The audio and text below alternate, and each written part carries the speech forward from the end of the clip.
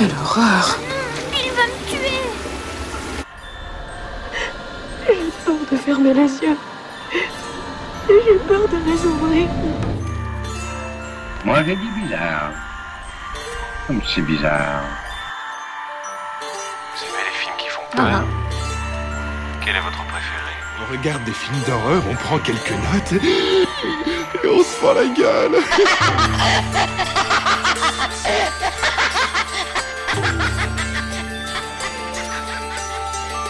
C'est l'heure du crime. C'est quoi cette horreur dissèque le cinéma d'horreur sous toutes ses coutures, au risque de faire sauter les points de suture. Jusqu'à 23h sur Prune.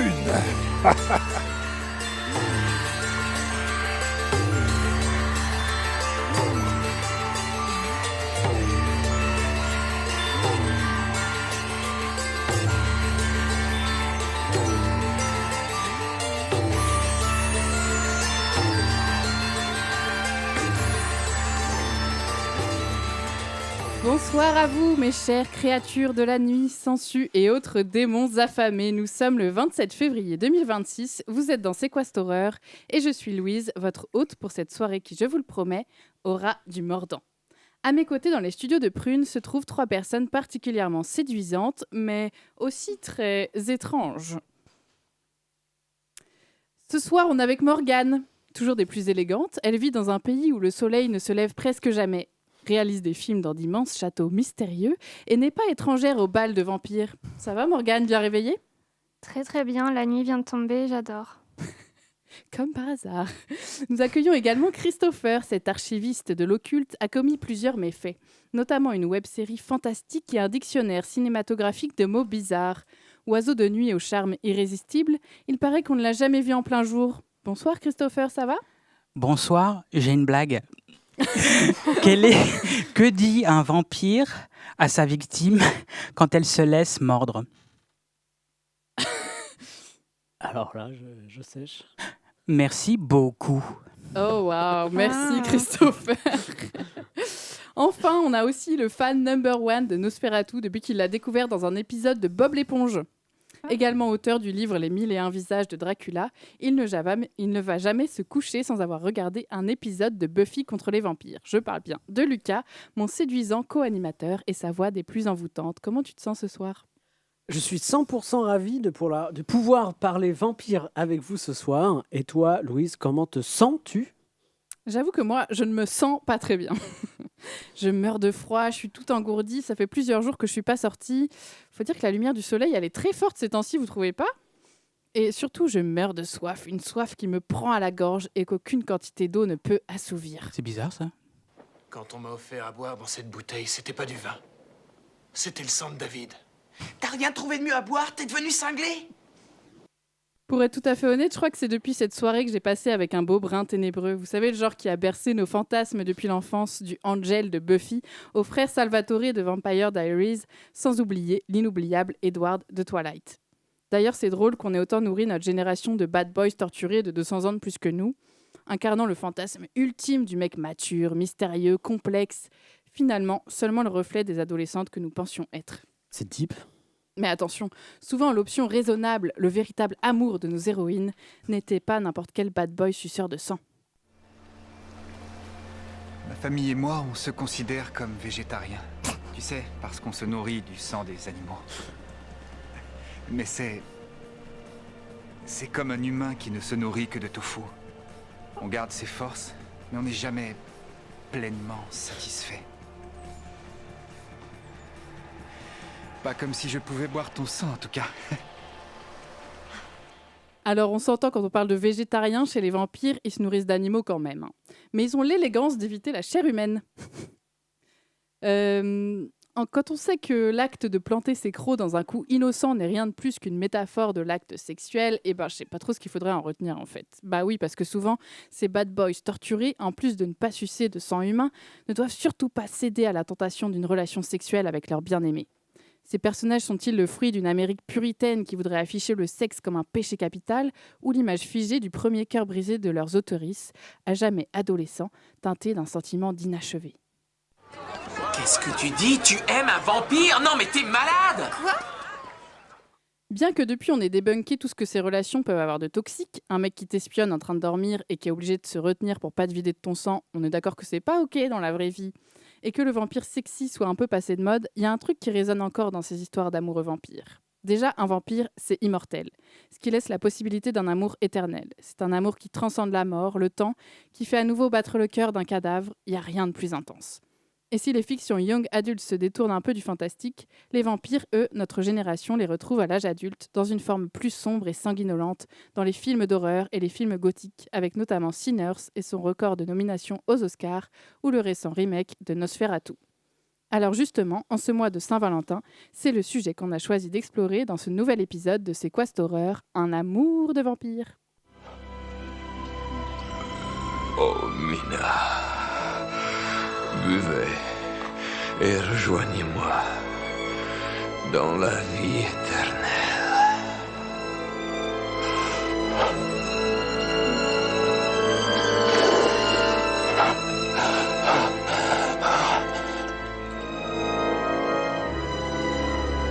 Non, oh, je ne le permettrai pas. Pitié, je n'attends que ça. Faites-moi. Mina, vous serez comme moi condamnée à errer dans les ombres de l'enfer pour toute l'éternité. Je vous aime trop pour vous donner. Alors, emmenez-moi loin de ce monde de mort.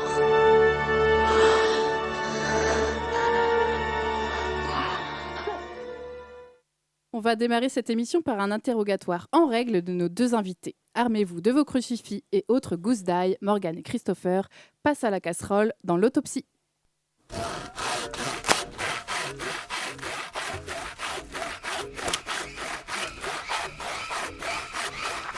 Autopsie de l'invité du jour.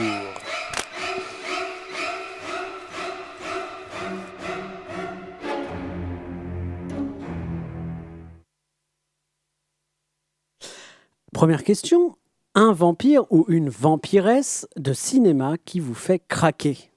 Morgane? Bon, bah, j'ai déjà un peu triché parce que moi, j'ai choisi un vampire de série parce que pour moi, un vampire séduisant, ça doit être un vampire drôle. Donc, j'ai choisi le vampire le plus drôle de série. Vous pensez sans doute Spike, mais non. Oh, j'aurais dit Spike. Quoi? C'est Laszlo Cravensworth de What We Do in the Shadows, qui est...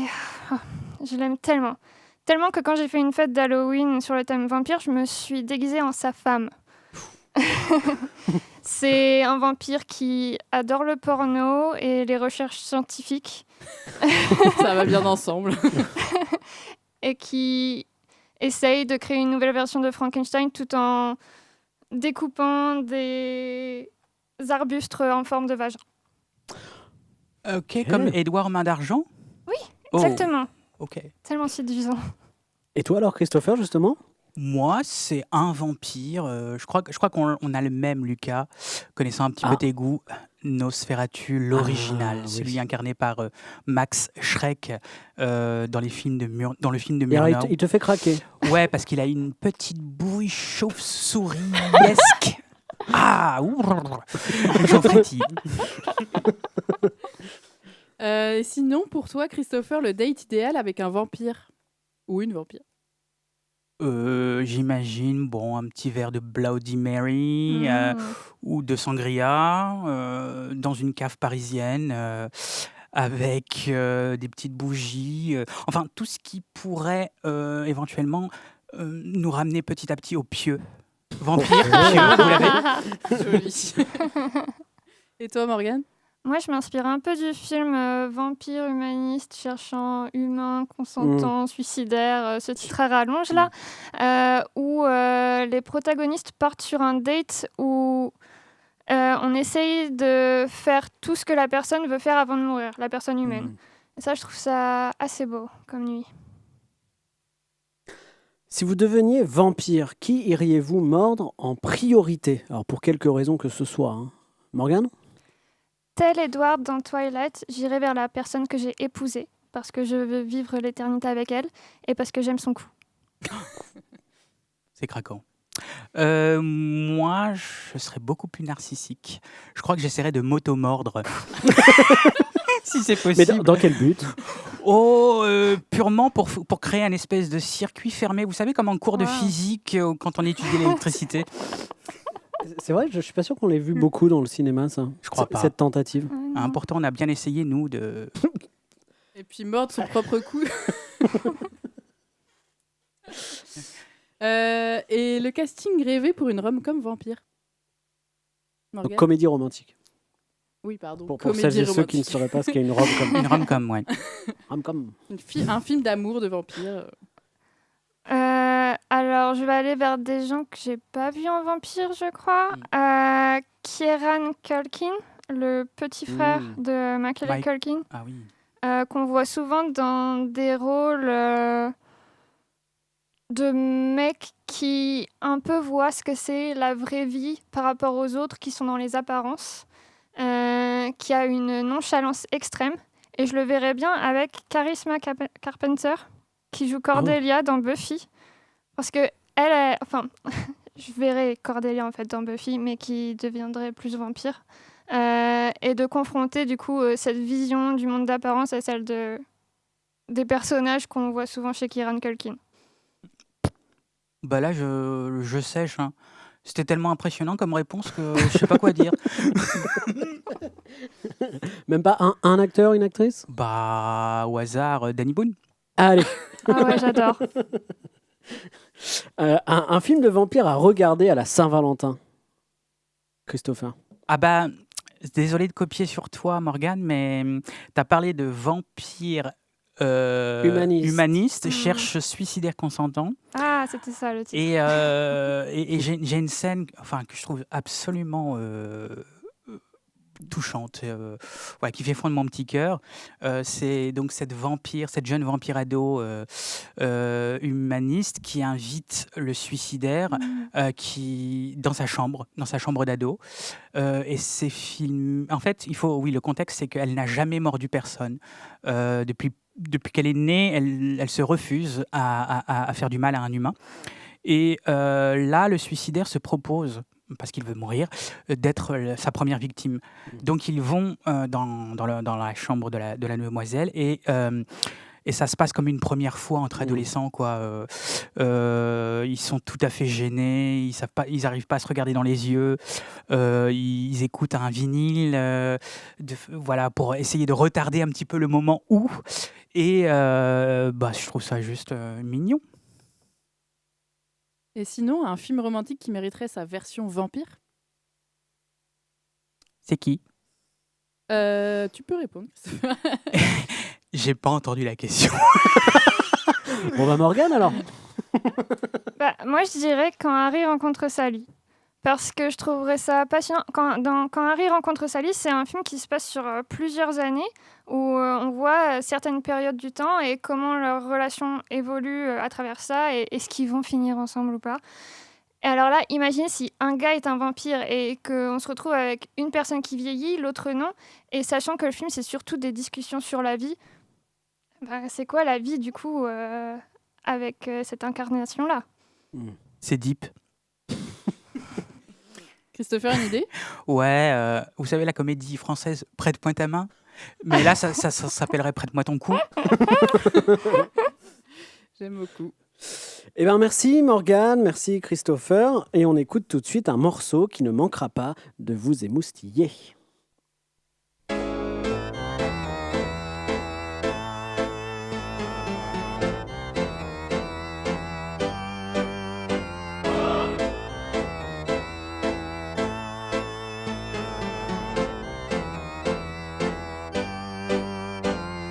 Il entre dans ma chambre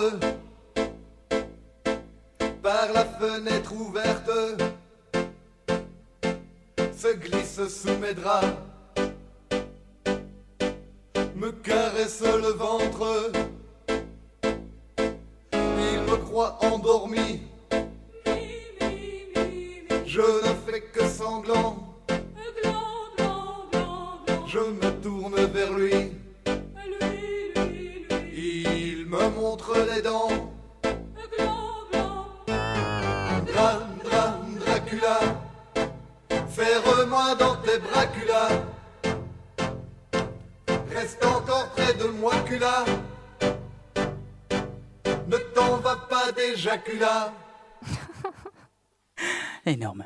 On vient d'écouter Dracula de Stella, suivi... Ah non, pardon, j'ai oublié de mettre le message que Hugo nous a laissé. Donc, on écoute tout de suite le message d'Hugo. Allô, Hugo?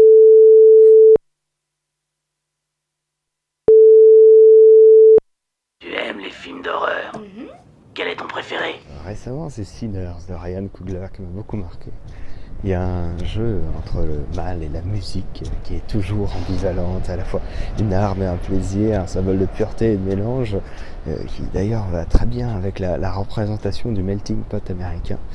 Bon, la chute met un peu longtemps à arriver, mais elle est infinissable. Bah, c'est super. Bisous. Merci à Hugo, du coup, pour son message sur notre répondeur des enfers. Bon, maintenant qu'on connaît un peu mieux votre goût pour les vampires, on va tester vos connaissances. C'est l'heure du Scream Quiz.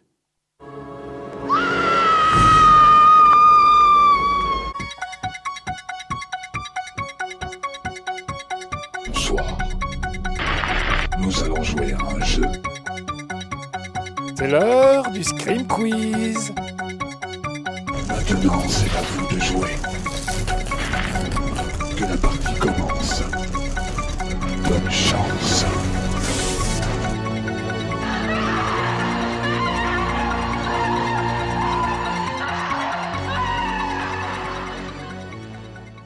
Alors Morgane, Christopher, vous connaissez déjà le principe.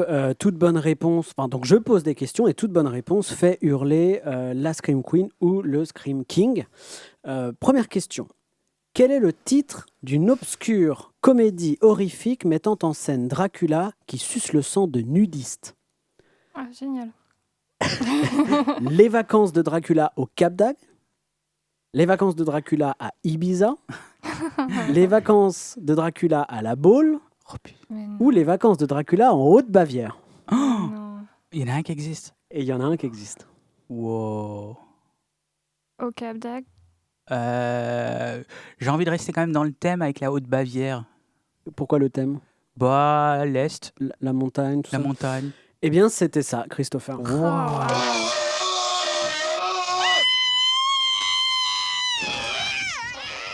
Les vacances de Dracula en Haute-Bavière. Et oui, il y avait un piège, puisque c'était la seule réponse où il n'était pas question de plage. Ni de crème solaire. Mais il y a bien des nudistes, voilà. Qui sont sur une plage. Non. Ah, ok. Ah non, qui sont en Haute-Bavière. Ok, super. Qui doivent peut-être avoir froid. Donnez-moi le nom d'au moins 4 comédiens ayant interprété Dracula au cinéma. Alors on peut faire un tour de rôle. Hein. Dracula. Au moins 4 comédiens ayant incarné Dracula au cinéma. Est-ce qu'on peut se faire chacun son tour comme une espèce de Oui, battle? Voilà. On peut commencer. Christopher, si t'en as un, tu peux y aller. Bah, on a écouté un son tout à l'heure et je crois que c'était la voix française de Gary Oldman, non? Ou je me trompe? Ouais, Gary Oldman. Donc Gary Oldman dans Dracula de Coppola. Morgane, est-ce que t'en as un sur... Attends, mais Dracula. Ne t'en va pas d'éjaculat. Ne déconcentre pas, Morgane. Non, en plus j'aurais dit Gary Oldman, je suis dégoûtée. Je vais dire Zach Braff. Ouh. Alors là, Il a joué Dracula. Il a joué vérifier en direct. Docteur Acula, qui s'écrit. Mais attends, mais qui est Zach Braff? Je l'ai pas. C'est un acteur et réalisateur américain. Ah. Waouh, bah écoute, on l'avait pas celle-là. Non. Dans quel film il a joué Docteur? Ah, dans Scrubs. Il est plus connu pour Scrubs. Mais ils ont voulu faire une série animée de Docteur Acula où il aurait fait la voix. Et on peut l'espérer encore ou c'est trop tard? Peut-être. Mais super, 2. Christopher, un autre? Bah oui, Christopher Lee. Ah bah celui-là, tu pouvais pas le Christopher louper, Lee. Christopher. Christopher Lee. Allez, un de 1931 en noir et blanc, le premier grand Dracula avec l'accent hongrois. Est-ce que ça vous parle? Biver. Mais vous parlez de Nosferatu du coup? Ah non. Ah non, du vrai Alors, Dracula. celui qui Dracula. parle. Ça peut compter, Nosferatu. Allez, on permet. Si tu as le nom d'un acteur ayant joué Nosferatu. Ah, ça t'aide pas, hein? Non, Trop de pression. Non, j'essaie de me rappeler. Mais je veux pas passer trop de Tu temps donnes ta à ça. langue au vampire? Attention Morgane, le silence n'est pas très radiophonique. Ouais, c'est ça. Bon, vous donnez votre langue au vampire? Oui. J'ai perdu. Mais je crois que c'est Bela Alors, Bela Lugosi. Lugosi, oui, le premier grand vampire en noir et blanc. Donc, on avait sinon Frank Langella, Nicolas Cage qui a joué un vampire. C'est vrai. Mais Leslie Dracula Nielsen. Dracula. Ah mais oui, Nicolas Cage dans le dans film cette Renfield. comédie. Ah oui, c'est récent ça. Ouais. Oh, en plus, je l'ai vu. Leslie Nielsen, Claes Bang, acteur suédois qui a joué dans la série Dracula de la BBC. Et on acceptait les réponses liées à Nosferatu comme Max Schreck, Klaus Kinski, Willem Dafoe, Bill Skarsgård. Bill Skarsgård. Ah oui, le dernier. Alors, question suivante. De quel film la comédie Mors-moi sans hésitation est-elle la parodie? Morgane, est-ce que tu sais? Ah, Twilight? Oui. Ça fait crier. Mors-moi sans hésitation, sorti en 2010. Et alors, est-ce que c'est aussi, j'ai jamais vu, est-ce que c'est aussi bien que les Scary Movie, les premiers? Non, Non. On a essayé de le revoir. Ouais. C'est dur. Ah. Ouais. C'est D'accord. comme un mauvais Scary Movie. C'est comme Scary Movie 5. C'était la fois du trop. niveau de Scary Movie 5. On espère que Zut. le 6 sera le mieux. Mais... lequel de ces films existe vraiment? Lupus, le loup noir de Dracula. Satan, le serpent funeste de Dracula. Zoltan, le chien sanglant de Dracula. Ou Franklin, la tortue qui sait lasser les chaussures de Dracula. J'adore. Alors, lequel de ces films existe vraiment? Je crois que j'ai une idée. Christopher, tu veux tenter? Je tente. Vas-y. Zoltan, le chien de Dracula. C'est une bonne réponse. Zoltan, le chien sanglant de Dracula, de 1978, d'Albert Bend. Le film se déroule en Roumanie où des soldats soviétiques ressuscitent accidentellement Zoltan, le chien de Dracula. Je veux le voir. Je vous laisserai voir On le pourra le film. regarder après l'émission ou pas? Avec plaisir. Oh, trop bien. Lequel de ces actrices, en tout début de carrière, retrouve-t-on parmi les 3 femmes vampires enfermées dans le château de Dracula dans l'adaptation de Coppola? Donc, laquelle de ces actrices en tout début de carrière? Nathalie Portman, Monica Bellucci, Kirsten Dunst, j'ai toujours un peu de mal à le prononcer celui-là, Naomi Watts ou Chantal Latsou? Oh, c'est Chantal, bien sûr, c'est Chantal là-dessous. Alors, laquelle actrice en début de carrière on retrouve dans le Dracula de Coppola, de 92? Bah, je pense pas que ça soit Kirsten Dunst parce qu'elle est dans l'entretien avec un vampire. Voilà, il y avait un petit piège. Oui, ah oui. Ah oui, j'ai confondu avec Kirsten Stewart. Non, Oh là là là là. Kristen Stewart. Oui, oui. Alors, il nous reste Monica Bellucci, Nathalie Portman, Naomi Watts ou Chantal Latsou. mais Naomi celui-là, Watts? Non. Non, Christopher. et je suis même pas sûr qu'elle parle dans le film. Je crois que c'est Monica. C'est bien Wow. Monica Bellucci qu'on trouve jeune dans le Dracula de Coppola. Dans une comédie britannique réalisée par Dirk Campbell et sortie en 1990, quel type de véhicule est possédé par un démon vampire qui a besoin de sucer le sang de ses victimes pour fonctionner? Elle est beaucoup trop longue cette question. Ouais. Quel type de véhicule? Alors, Ah non, elle répète pas. Alors, est-ce une voiture décapotable, un jet ski, un bus scolaire ou une moto? J'adorerais que ça soit un jet ski. Pareil. Et non, c'était une moto. Dans le film nanardesque I Bought a Vampire Motorcycle, Ah oui, c'est dans le titre. que l'on pourrait traduire par J'ai acheté une moto vampire, C'est ça. malheureusement jamais sorti en France. Oh. C'est un peu la Batmobile, quoi. Ouais, Mais en moto. c'est ça. Par contre, excusez-moi mais d'être resté sur Zoltan le chien. Ouais. Ça, c'est dispo ou pas? Ah oui, Ah, le Zoltan est dispo. ça me rassure. On sent que tu as moins envie de voir la moto vampire. Le moto, non. Dans le film Les Prédateurs de Tony Scott, quelle star de la musique joue le mari d'une vampiresse millénaire interprétée par Catherine Deneuve? Donc, quelle star de la musique? Est-ce que c'est Sting, David Bowie, Prince ou Johnny Hallyday? David Bowie. Et c'est une bonne réponse. Voilà. Sans hésitation.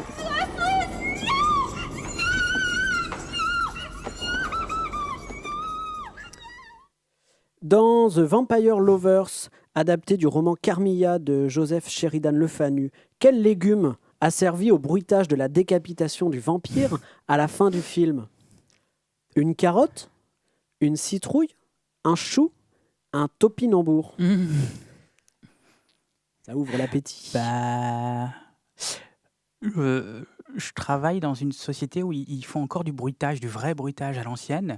Et je crois qu'ils utiliseraient bien un chou. Pour le côté vraiment craquant, quoi. Et Morgane, toi, t'aurais été... Ah oui, c'était pour le Tu serais parti sur autre bruitage. chose? Moi, je pensais que vraiment, ils avaient utilisé ce légume pour décapiter Ah le non. vampire. Non, pour le bruitage uniquement. Tu vas trop loin, Morgane. Ah ouais. Ça... Bah, citrouille, je pourrais bien imaginer avec la tête qui éclate aussi. Oui, c'est vrai. Eh bien, c'était Christopher qui avait raison, c'était un chou. C'est le chou. Oh God! Oh my God! Oh my God! En quelle année se déroule l'intrigue du film d'animation japonais Vampire Hunter D, Chasseur de vampires, en 85 de Toyo Ashida? Donc, en quelle année se déroule l'intrigue? En 1897, en 1985, en 2026 ou en 12090? Ah, alors, moi, j'ai vu que des photogrammes. Parce qu'il était passé au pif Tout à fait, qu'on avait visité ensemble. Tout à fait. Et on pourrait croire, d'après les photogrammes, que c'est ancien. Ouais. Et en fait, je crois que c'est complètement trompeur, ça doit être dans le futur. Donc j'hésite entre les deux. Morgane, je te laisse trancher entre 2000. Mais non, mais On tranche le pareil, chou j'ai vu que des photogrammes. Ouais. Et du toi, ça coup, t'aurait pas dit j'aurais- dans les années 2000? Bah, j'aurais dit du coup 1897, mais peut-être Mais que je tu crois connais que c'est une plus le fausse piste. synopsis. Ouais. Ouais. Eh bien, Christopher avait une bonne intuition. Il a le pif. C'est bien en 12090. En 12090. Le comte vampire Magnus Lee est ainsi âgé de 10 000 ans. Respect Ça l'ancien. vous en bouche un coin. Dans La Reine des Vampires, film dérivé de la série Les Contes de la Crypte, une vampire dénommée Lilith dirige un centre funéraire. En vérité, l'établissement n'est qu'une façade abritant une toute autre activité permettant de s'approvisionner facilement en sang. À votre avis, que cache cet établissement? Un institut de don du sang? Une boîte de nuit? Une maison close? Ou un bar à vin? Ah, un bar à vin? Ouais, j'aurais été. En fait, Enfin, un bar à sang, enfin. Embarrassant? Oh, c'est embarrassant. Déguisé hein. en déguisé en bar à vin, c'est ça? Non, moi je serais parti sur la. C'était quoi l'avant-dernière? Alors l'avant-dernière, c'est une maison close. Ouais. En fait, c'est un centre funéraire en apparence, mais derrière, pour s'approvisionner en sang. Ouais. Eh bien, c'était Christopher qui avait raison. Oh c'est là une là. maison close. Une maison close clandestine dont les pensionnaires sont des vampires qui croquent leurs clients à pleines dents. Bon bah bravo pour vos réponses. En tout cas, j'ai l'impression que vous connaissez un peu trop l'univers des vampires, ce qui me fait douter de votre véritable nature. La preuve est faite, c'est une vampire. Et ne me dis pas qu'elle a quand même un bon fond.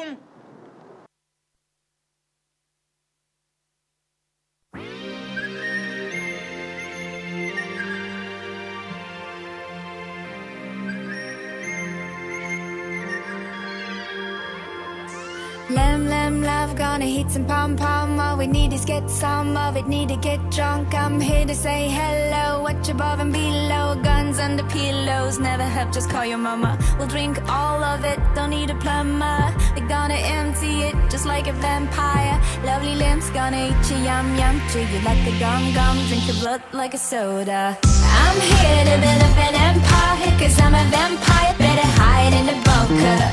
Gonna cook you with pepper and lime. Watch out for my jawline, gonna need to be filled up. And if you run, I will walk, but we'll always find you. And if you climb up walls, I can always reach you. I'm here to build up an empire, cause I'm a vampire, cause I'm a vamp. You'll find your place in it, got a huge stomach. It'll be warm and sweet, lemon coconut. Is it an exodus? You can't escape from us, get used to this. Got a new 10 minutes, call your grandmama. And all the friends you got, I'm the new Dracula. I need a hangover, I'm gonna fill this cup with some New York ketchup. And gonna drink you up until the final drop. I'm here to build up an empire, cause I'm a vampire. Better hide in the bunker. Gonna cook you with pepper and lime. Watch out for my jawline, gonna need to be filled up. And if you run, I will walk, but we'll always find you. And if you climb up walls, I can always reach you. I'm here to build up an empire, cause I'm a vampire, cause I'm a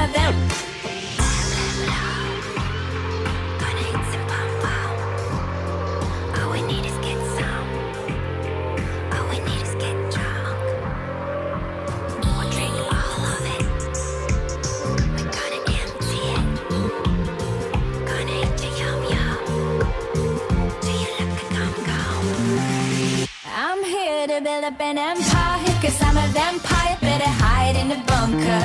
Gonna cook you with pepper and lime, watch you for my jawline, gotta need to be filled up. And if you run, I would walk, but will always find you. And if you climb up walls, I can always reach you. I'm here to build up an empire, 'cause I'm a vampire, 'cause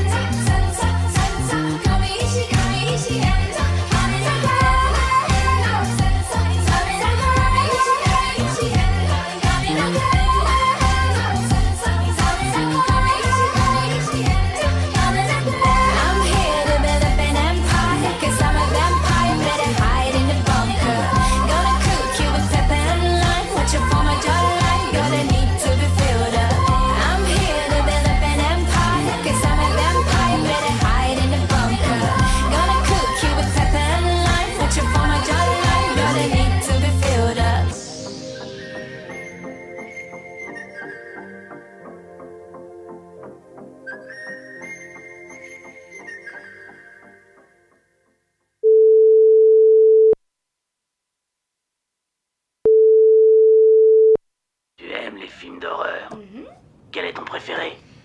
Le dernier film que j'ai vu, c'était le film de Eggers, Nosferatu, qui ne m'a pas forcément plu, mais il y a une scène qui revient comme ça dans ma tête. C'était cette scène où Hélène se réveille en sursaut, avec des bruits de fond de rongeurs, et la caméra l'accompagne jusqu'en bas du lit, et elle y découvre Anna qui gémit, et qui se fait ronger les viscères par les rats. C'était dégueulasse. Voilà, Berg. On vient d'écouter Vampire de Mylan ainsi que la voix de Miali sur notre répondeur infernal. Merci pour ton message. Vous êtes toujours sur Prune 92 FM dans l'émission C'est quoi cette horreur? Lucas, est-ce qu'on peut dire que le vampire représente le fantasme ultime? De fantasme, il en est bien question avec le vampire, rarement dissocié des motifs de l'amour et de l'érotisme.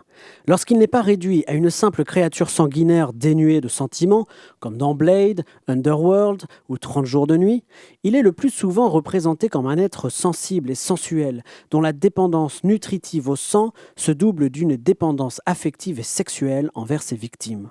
Même le comte Orlok, qui n'a rien d'un bellâtre, prétend à l'amour dans Nosferatu. La chasse vampirique prend alors la forme d'un rituel de séduction, fréquemment incarné par des figures masculines séduisant des femmes présentées comme impuissantes. Pourtant, cette lecture genrée n'a rien d'universel. Avant que le roman Dracula, en 1897, écrit par Bram Stoker, ne cristallise durablement la figure du vampire masculin, la créature était en grande partie féminine dans l'imaginaire collectif, puis la littérature. De la légendaire comtesse Bathory au personnage ouvertement saphique de Carmilla dans le roman de Le Fanu, en passant par Clarimonde dans La morte amoureuse de Théophile Gautier. Ces figures féminines associaient déjà prédation, désir et transgression sexuelle. Quoi qu'il en soit, l'attirance du vampire pour sa proie, ainsi que l'acte de succion, font du vampire un être, sinon romantique, au moins profondément sensuel. Pour célébrer cet amour, à la Saint-Valentin, nous avons ouvert le courrier du cœur de nos auditrices aux dents longues. Mais le problème, c'est qu'ils et elles ont oublié de signer leurs lettres.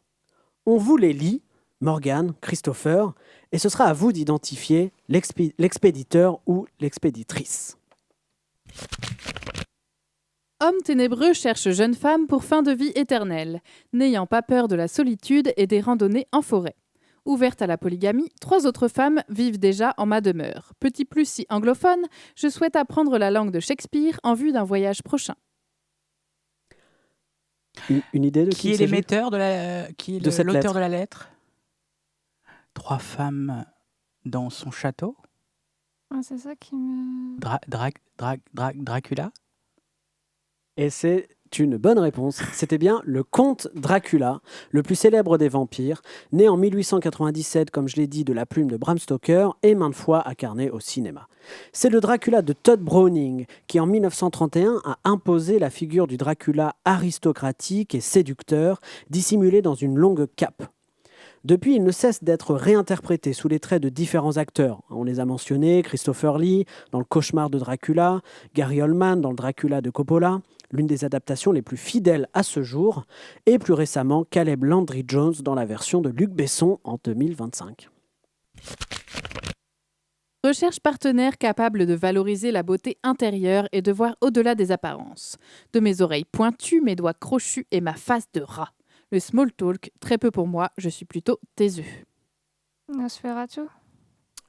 Tout à fait. C'est le comte Orlok, qu'on appelle aussi Nosferatu, donc dans le film éponyme de 1922. Le Dracula de Todd Browning lui a volé la vedette, d'autant plus que le film de Murnau, donc celui de 1922, est une adaptation non autorisée du roman de Bram Stoker. Si les comtes Dracula et Orlok partagent le même objectif, à savoir conquérir, vampiriser le cœur d'une jeune femme, leurs personnalités sont radicalement différentes. Le comte Orlok, lui, est monstrueux, esseulé et profondément mélancolique. Si Dracula a pour lui la beauté, Orlok est repoussant. Il est en quelque sorte le mouton noir de la grande famille des vampires. Et c'est pour ça que je l'affectionne tout particulièrement. Et pareil, Lucas. Il est peu incarné à l'écran, mais quand il l'est, c'est toujours par de grands acteurs. Max Schreck dans le tout premier, Klaus Kinski dans la version de Werner Herzog en 1979, Willem Dafoe dans L'ombre du vampire, et enfin Bill Skarsgård dans le récent remake de Robert Eggers en 2024. Oh, il a un bon accent. Hein. J'ai des cheveux blonds platine et une belle moto. J'habite une ville balnéaire avec un taux de meurtre anormalement élevé. Je ne me déplace jamais sans ma bande de potes. J'ai la gueule d'un leader de groupe de rock, mais en réalité, je passe mes journées à dormir la tête en bas, suspendue au plafond. Je recherche une fille, plus ou moins humaine, peu importe, qui n'a pas froid aux yeux. Attention, je préviens tout de suite, je suis extrêmement jaloux. Je crois qu'on est tous les deux à côté de la plaque. Ouais, là. on a corsé un peu indice. Alors un indice, on est dans un film des années 80 avec des nuques longues, des brushings. On a un acteur. Alors on peut donner peut-être l'acteur. Ouais. Si ça vous... Oui, s'il vous plaît. Kiefer Sutherland. Oh mon Dieu, je l'ai pas. Non. On entre dans les films un peu plus de niche. Hein. Ouais. Non, vous l'avez pas? Oh non. Comment on pourrait deviner sans que tu nous donnes tout de suite la réponse? Non. Je pense que si vous aviez vu le film, vous auriez deviné là, avec tous les indices. Ah bah ouais, on l'a clairement pas vu. Je pense que vous n'avez pas encore découvert ce chef-d'œuvre. On vous le donne alors. C'est Génération perdue en 1987 de Joel Schumacher. Ok. Le titre anglais c'est The Lost Boys. Mais maintenant que tu le dis, je crois que c'est pas un mauvais film. Hein. Ah moi j'adore. Ouais. Ouais. Non. Enfin, plutôt bien. j'en ai entendu parler en bien. Oui, on parlerait bien de pépite kitsch qui réinvente le vampire gothique à la sauce 80s. Le vampire prend la forme d'un bad boy sexy aux cheveux décolorés, donc en la personne, comme je l'ai dit, de Kiefer Sutherland. Et dans les années 80, on essaye de faire du vampire une figure plus pop et cool. La même année sort Aux frontières de l'aube de Catherine Bigelow, qui, bien qu'avec un ton plus sérieux, nous livre aussi son lot d'adolescents désinvoltes en veste en cuir. Je recherche une fille qui saura mettre des paillettes dans ma non-vie. J'ai beau être née en 1918, on me voit toujours traîner au lycée. Mes hobbies, Debussy, le baseball et l'acrobranche. Ma famille est pour moi très importante, il faut donc l'accepter telle qu'elle est. C'est non négociable. Ah, et j'ai une horreur viscérale des chiens, donc pas de toutou à la maison. Morgane ? Edward. Évidemment. Et oui, c'était évidemment Edward Cullen dans Twilight, sorti en 2008, de Catherine Hardwicke. C'est quand même un vampire qui profite de son immortalité en allant au lycée tous les jours. C'est quand même une drôle d'idée. Twilight s'inscrit dans une romantisation de la figure du vampire, plus encore qu'avec Dracula. Le vampire n'est plus un homme d'âge mûr, isolé dans son château, mais un adolescent beau gosse, plus ou moins intégré dans notre modernité. Le vampire n'est que le prétexte à un mélodrame où il est davantage question d'amour impossible que d'horreur. On ne craint plus le vampire, au contraire, on le fantasme.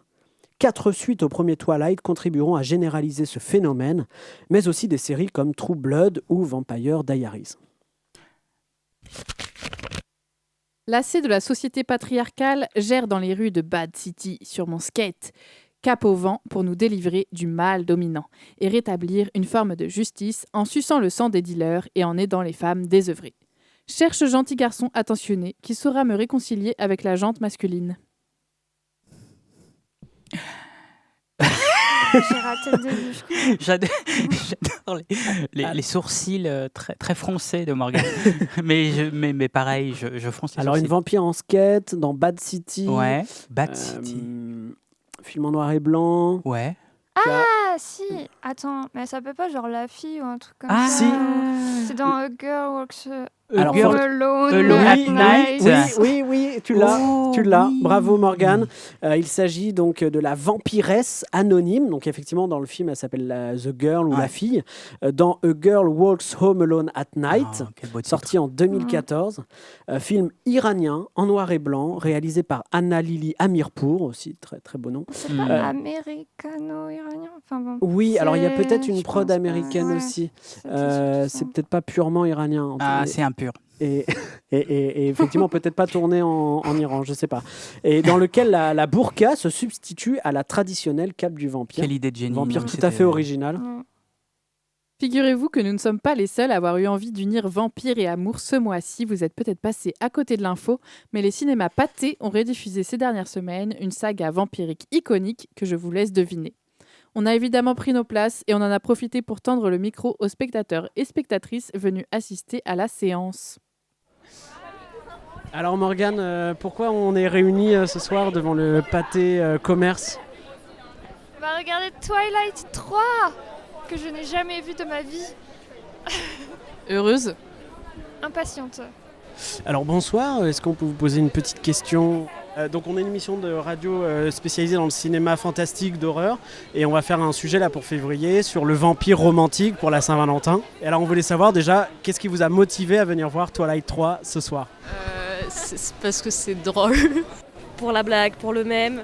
Parce que c'est quand même culte, j'avais vu le 1 mais pas le reste. Et puis j'aime bien Buffy contre les vampires, donc voilà, j'ai l'impression que c'est une suite, enfin pas une suite mais inspirée, du coup j'y vais. On va voir toute la saga du coup vu qu'elle repasse au cinéma. Enfin pour ma part c'est des films que j'ai vus quand j'étais petite, quand ils sont sortis et du coup c'est un peu un truc mythique et ça a un autre regard aussi je pense aujourd'hui puisque c'est hyper comique en fait, c'est un peu débile donc on y va aussi pour rigoler en fait je pense. Exactement pareil, tout pareil, vraiment ça a un peu bercé je sais pas, mes débuts dans la lecture aussi, les sagas etc. fantastiques, j'adorais et j'ai lu 2-3 fois les livres je pense et puis après les films, je regardais avec ma meilleure amie et du coup ça me rappelle des bons souvenirs. Et je peux pas dire qu'on le voit ironiquement mais c'est un peu genre haha, genre c'est drôle on va aller voir Twilight avec les copines. Ça va être la 3e fois que j'y vais. Et j'adore l'expérience en salle, des gens qui rient à chaque fois que Edward est juste cringe, des trucs comme ça, c'est incroyable. Moi j'ai pas vu les Twilight jeunes mais j'ai rigolé devant en les voyant en étant adulte donc c'est marrant de les revoir aussi. Et est-ce qu'il y a selon vous quelque chose de séduisant dans la figure du vampire ou pas du tout ? Je suppose, parce que sinon ça marcherait pas autant. Moi je trouve, mais c'est pour le côté très dandy. J'aime beaucoup les vampires avec beaucoup de classe, les petites choses comme ça. L'expérience de vie, la richesse. L'immortalité. Il y a tout le côté fantasmé du personnage aussi parce que du coup on parlait d'immortalité et ça traverse, c'est un personnage qui traverse les époques et du coup qui amasse beaucoup de culture, donc qui peut apprendre beaucoup de choses, donc ça fait vraiment vampire quoi. Après il est pas très bien représenté du coup comme tu disais dans Twilight parce que justement il est trop extrapolé dans son mystérieux et le fait qu'il parle pas beaucoup, il donne pas d'informations sur lui, c'est un peu ça aussi qui plaît je pense dans le vampire. Mais après le figure du vampire un peu genre pas forcément traditionnel mais un peu comme dans Dracula de Coppola, c'est un peu, je peux pas dire si c'est un peu sexy, c'est un peu mystérieux. Après, j'adore aussi les vampires très losers, parce que justement ça casse l'archétype, c'est rigolo. Ouais, après c'est souvent des figures masculines un peu chiantes en vrai, mais... Et enfin, Team Jacob ou Edward ? Clairement Jacob. Jacob. Edward, je sais pas, Edward peut-être, oui. Moi c'est Jacob, ça a toujours été Jacob. Team Alice. Ça reste à déterminer. Le papa d'Edward. Oui, Twilight c'est mon favori. Très bien. J'aime Twilight.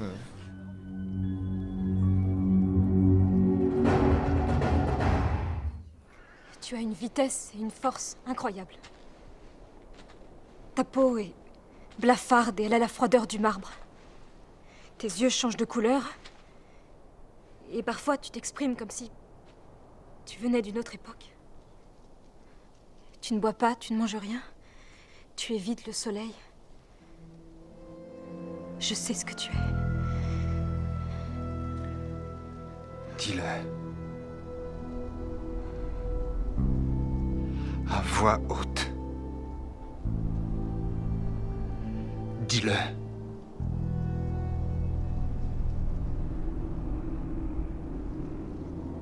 Un vampire.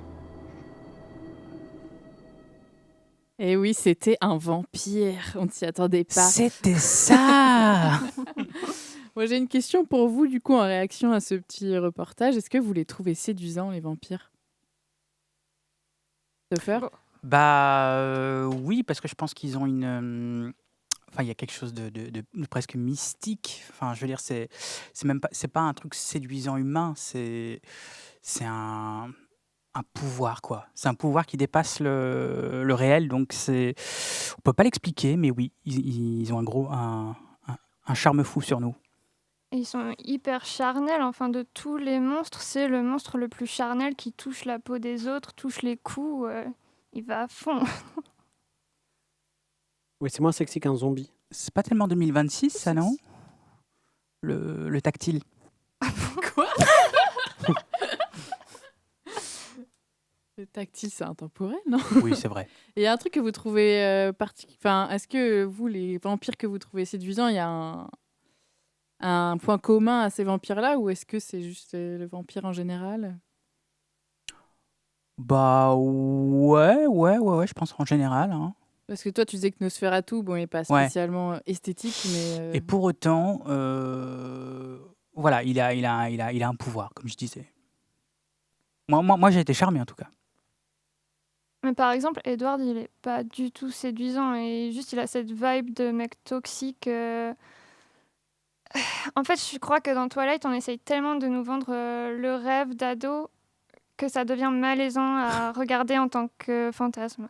Ouais, c'est une caricature. Eh ben, merci pour vos retours sur cette petite question. On arrive presque à la fin de cette émission, mais on ne voulait pas vous quitter sans vous ouvrir notre cœur. Ah, commissaire, le type qui a fait ça est un maniaque. J'espère que vous avez le cœur bien accroché parce que c'est une véritable boucherie à l'intérieur.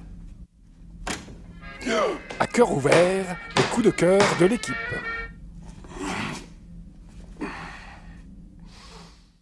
Christopher, on va commencer par toi. Tu voulais déclarer ton amour pour un film de vampire bien précis. On va écouter un extrait d'abord. Toi aussi t'es revenu. Je veux rester seule. Moi aussi je veux rester seule. Alors rentre chez toi. Bah t'as qu'à rentrer toi, moi je vais là avant.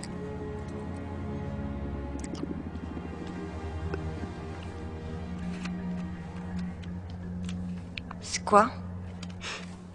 Ça, c'est un Rubik's Cube. C'est comme un puzzle? Ouais.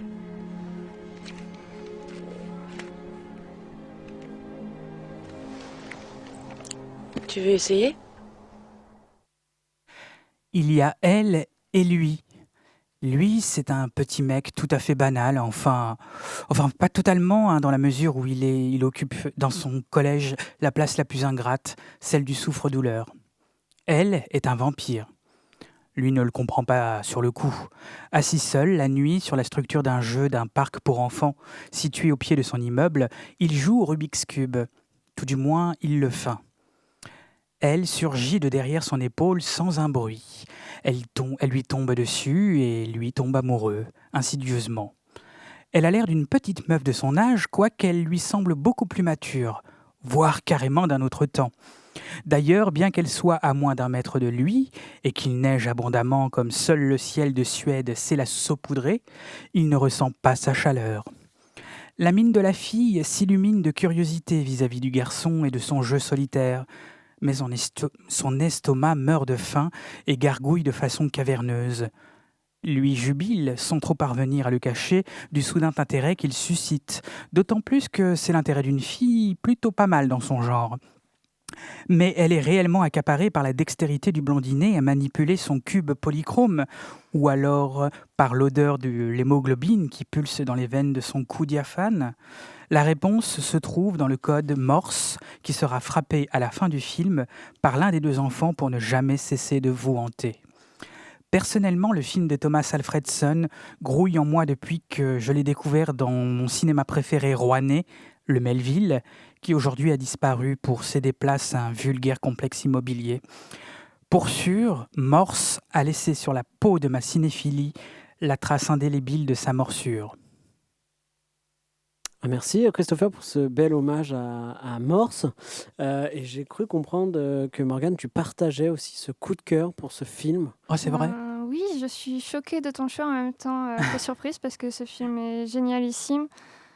Ça a la pesanteur de la nuit comme finalement peu de films de vampires longs, tout en n'étant pas chiant.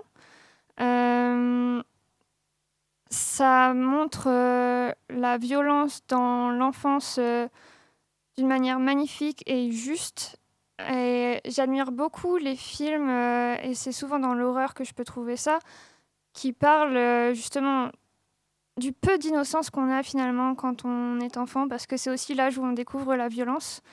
Et souvent les films d'horreur, ils arrivent à trouver un twist qui rend ça, on va dire, divertissant, en tout cas qui donne envie aux spectateurs d'y aller, d'aller voir le film. Là, on a un film de vampire sur ça. Et c'est passionnant, c'est aussi un peu queer. On dit elle, mais c'est Yel. C'est ça. C'est un enfant qui a été mutilé, dont le sexe a été coupé. On comprend que aussi l'enfance, c'est l'âge où on ne se pose pas vraiment de questions de genre, en tout cas pas autant qu'à l'âge adulte, et aussi surtout pour l'amour qu'on donne aux autres. Et c'est aussi ça que j'aime dans ce film. Oui, et je trouve que c'est un film très sensuel, qui pourtant n'explore pas le caractère sexuel du vampire. Il évite les... C'est-à-dire que je trouve que c'est un parfait équilibre parce qu'à la fois il respecte le mythe du vampire. On a le vampire qui craint la lumière, qui meurt s'il ne boit pas de sang. Enfin, il y a vraiment toute la mythologie du vampire qui peut pas entrer dans une pièce sans avoir été invité. Et puis de l'autre qui ne cède pas à trop de facilité. Il y a cette scène où elle se glisse dans le lit du garçon et pourtant à aucun moment il y a d'ambiguïté. C'est simplement deux êtres qui se rapprochent et qui sont seuls en fait. Donc c'est un film, je trouve, à la fois dur et en même temps doux parfois. Je trouve que c'est un parfait équilibre, je trouve. Ça explore aussi le côté fragile presque du vampire, parce que malgré le fait qu'elle soit capable de tuer des gens, elle boit leur sang et tout, il y a plein de moments où elle est en difficulté. Par exemple, la scène où elle demande à être invitée chez le garçon pour pouvoir rentrer chez lui et dit qu'est-ce qui se passe si je t'invite pas. Et bon, là, on la voit, je vais peut-être pas trop en dire, mais on la voit réagir à quel point justement elle est fragile, parce que rien que le fait de pas être invitée, ça peut presque la tuer, quoi. Alors ça veut dire, c'est quoi déjà le titre original du film? Let the right one in. Lot den rätt komma in. Oh c'est ça, hein, c'est laisse celui qui est bon entrer. Le bon, comment on pourrait dire? The good one, quoi. C'est la fameuse invitation du vampire à entrer chez soi, sinon il peut pas rentrer. Donc c'est vrai que le titre répond directement à la mythologie du vampire. Et le titre français est un peu plus obscur.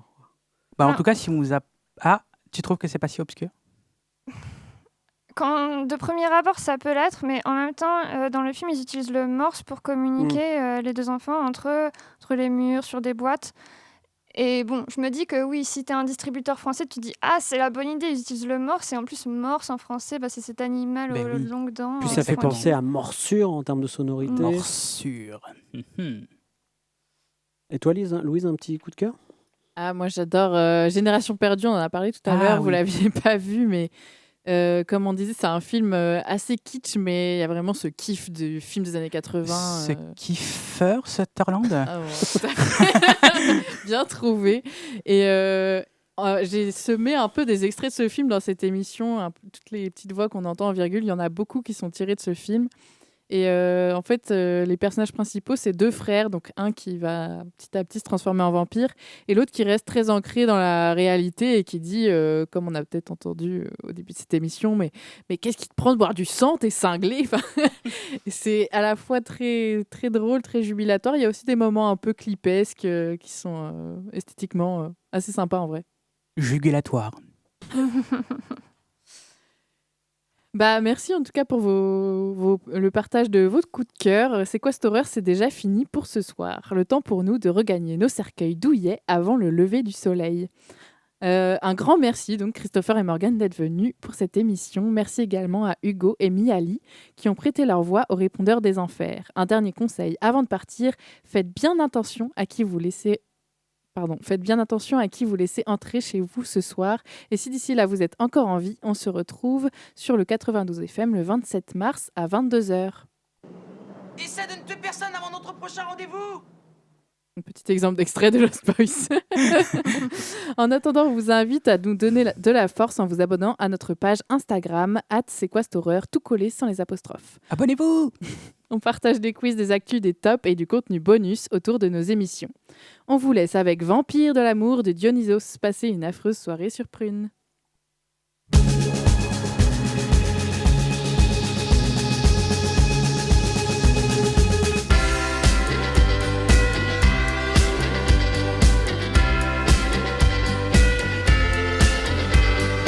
Je suis le vampire de l'amour. Je dois embrasser tous les jours pour rester en vie chaque nuit. Je dois embrasser pour toujours. Oh vampire, vampire de l'amour. Chaque nuit sous ta peau mon ombre se petit se divise. Mon ombre je pars en confetti.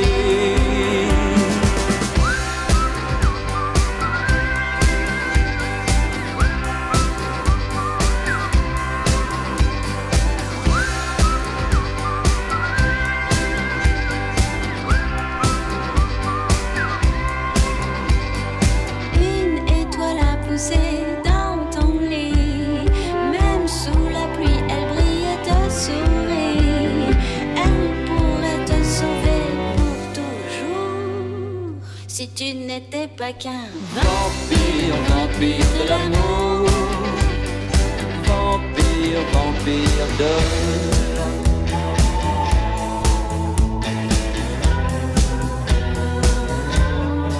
chaque nuit, sous ta peau, mon ombre se petit, se divise.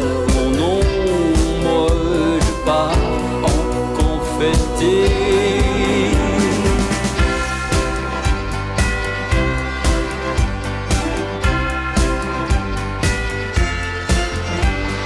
Vampire, vampire de l'amour. vampire, vampire de l'amour. Vampire, vampire de l'amour.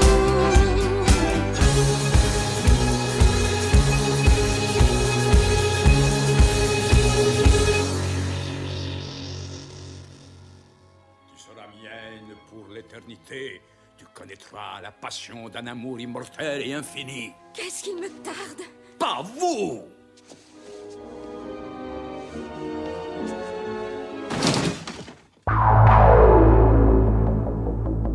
Cet affreux cauchemar est terminé. Il ne peut plus rien. Nous arrivés d'affreux maintenant.